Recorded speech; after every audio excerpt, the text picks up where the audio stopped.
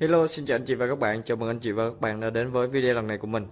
Thì video lần này mình xin giới thiệu cho anh chị và các bạn một cái mẫu máy khoan ha, máy khoan pin đến từ thương hiệu Makita.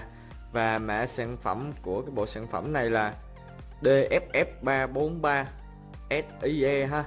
Thì sử dụng pin 18V nhưng mà 1.5A thôi ha anh chị ha. Máy này chuyên dùng gia đình đây, máy gia đình ha. Rồi đầu tiên đi kèm với máy thì có bộ phận hộp thì mình có để ra bên ngoài ha, phần máy mình có để ra sẵn hết rồi. Đây là cái mã máy đây ha anh chị ha. Đó. Thì mình có để ra bên ngoài cho anh chị. Đi kèm với máy thì bao gồm những gì thì mình có để ra ngoài hết rồi. Đi kèm với máy bao gồm là thân máy nè, 2 pin này, một pin gắn ở trong máy và một pin rời và một sạc ha.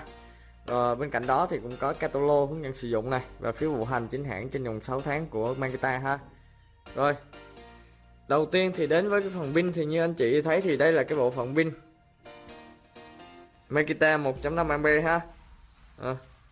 Xin lỗi các anh chị là nãy mình nói là 18V không phải nha, mình nhầm. Đây, 14.4V ha anh chị ha.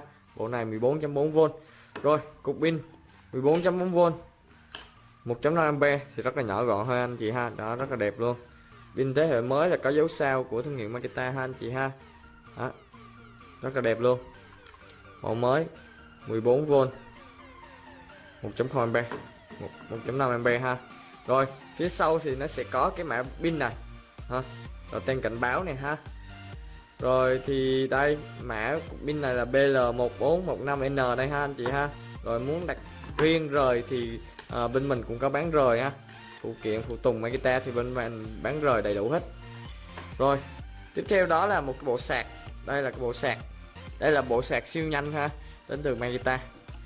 Siêu nhanh, sạc được cho pin 14 này và pin 18V nữa nha anh chị ha. Đấy, bộ sạc này DC18SD ha. Đó.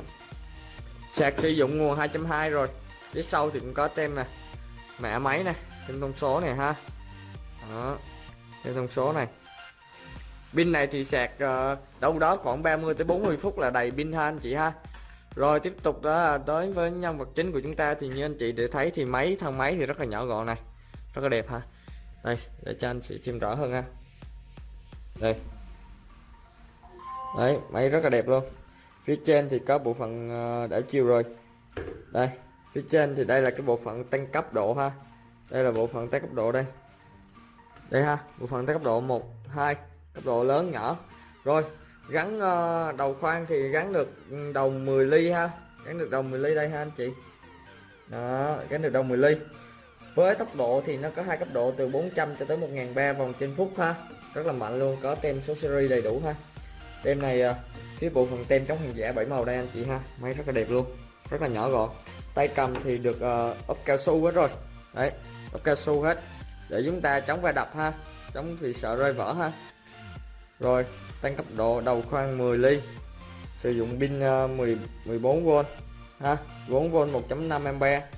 Rồi phía sau thì phần hiển thị pin đây. Đây động cơ, logo Makita thì được in dập nổi rất là đẹp ha anh chị ha, rất là đẹp luôn. Đó, phần máy này rất là nhỏ gọn. Cái mẫu này thì rất là thông dụng cho gia đình ha, nhưng gia đình xài rất ok tại vì giá thành nó vừa rẻ này, sử dụng pin tốt này ha. Thương hiệu của Makita thì lúc nào cũng tốt rồi.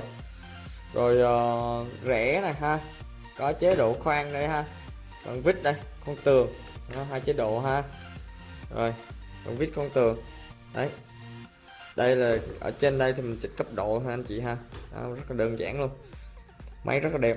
Rồi thì nếu anh chị các bạn và muốn quan tâm về cái dòng máy khoan pin bằng vít mà dòng mini ha, mà có hộp đựng như vậy rất là tuyệt vời luôn. Giá thành thì con này rất là rẻ nên anh chị cứ lưu ý, cứ liên hệ cho bên em ha. Rồi bên em sẽ tư vấn về giá cho anh chị sau ha. Rồi cảm ơn anh chị đã theo dõi video lần này của mình. Xin chào và hẹn gặp lại anh chị về những video lần sau.